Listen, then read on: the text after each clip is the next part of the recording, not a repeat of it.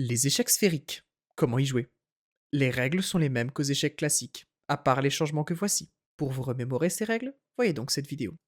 Munissez-vous de la sphère et, au pôle Nord, placez le roi noir sur n'importe quelle case triangulaire blanche.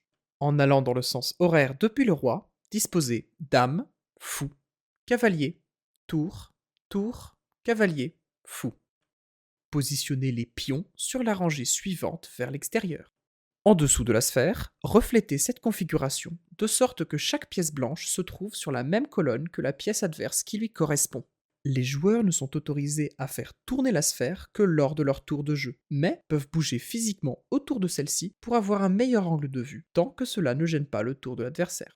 Les pions se déplacent en avant vers le pôle adverse. Les pions sont promus normalement lorsqu'ils atteignent la rangée de départ arrière adverse.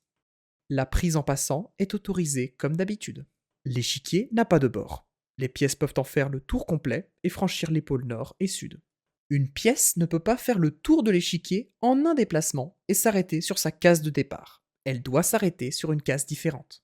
En franchissant un pôle, deux cases triangulaires directement opposées sont toutes deux voisines orthogonales et diagonales. Une tour se déplace en ligne droite en traversant un pôle. Un cavalier considère le triangle opposé comme l'une de ses cases normales pour déterminer son déplacement. Le virage à 90 degrés du cavalier lui permet d'atteindre des cases supplémentaires lorsqu'il est près d'un pôle.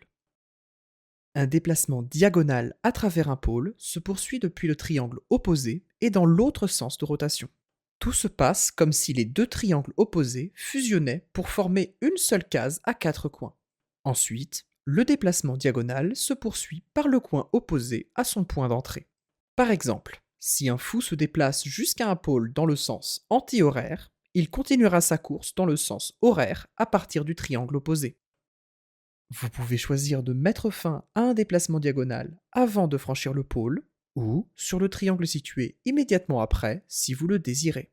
Un fou ou une dame commençant son déplacement diagonal sur une case triangulaire est autorisé à franchir le pôle, puis à tourner dans le sens de son choix depuis le triangle opposé.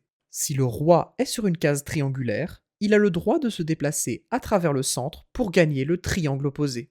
Un roi ne peut pas aller sur toute autre case triangulaire qui ne lui serait pas adjacente. Pour roquer, déplacez le roi de deux cases autour du pôle et vers l'une des tours, puis déplacez cette tour de l'autre côté du roi. Vous pouvez roquer dans le sens horaire comme anti-horaire avec une même tour, du moment que toutes les autres règles du rock sont respectées. Mais vous ne pouvez pas roquer à travers un pôle. Le premier joueur à mettre son adversaire échec et mat l'emporte.